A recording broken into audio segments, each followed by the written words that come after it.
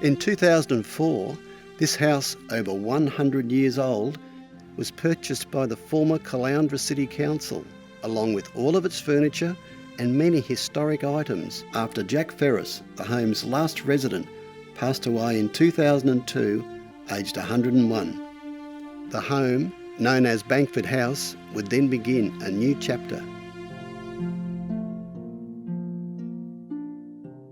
My father, Jack Ferris, was quite delighted to sell it to the council because he knew that if the council got it, it would stay here, it would be a museum, and people would come then and be interested in coming through it as a museum, and that was what he wanted.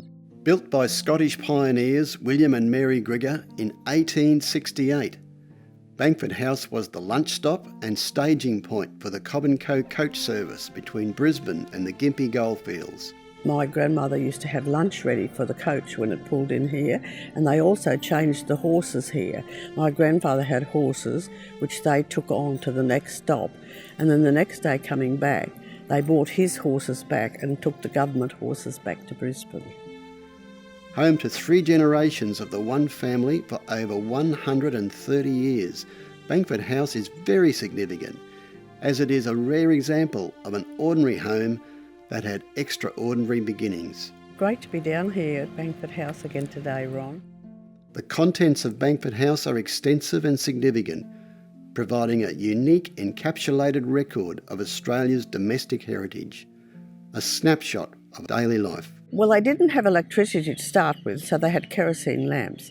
And my grandfather was a bullock driver and a timber getter, so he had to get up early every morning and go out and muster the bullocks and yoke them up and off into the forest to get whatever logs had been cut down by the forestry. They used to mark the logs that they could have, and then he'd sneak them out, and then they'd be loaded up on a bullock wagon and taken to the mills.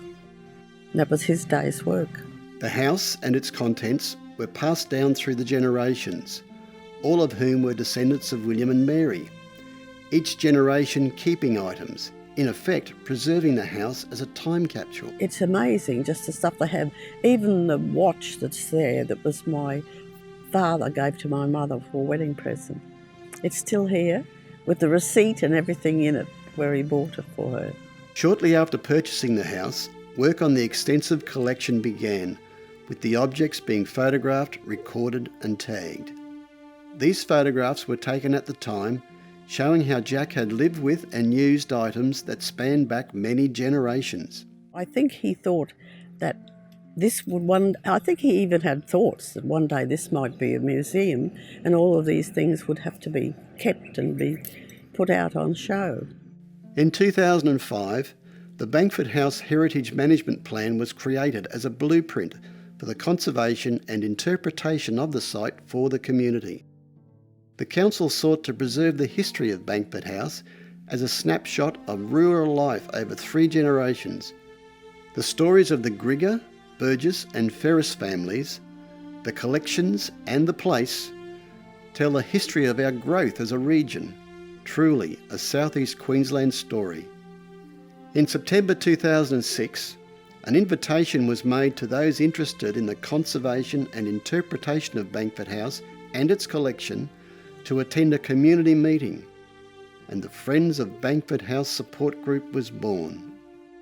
Friends of Bankfoot House assist the council by preserving and cataloguing items within the heritage property and preserve and protect the grounds and the house itself. In 2008, the significance of Bankfoot House was recognised by inclusion in the Queensland Heritage Register, and today the house continues to serve the community, offering a window to our collective past.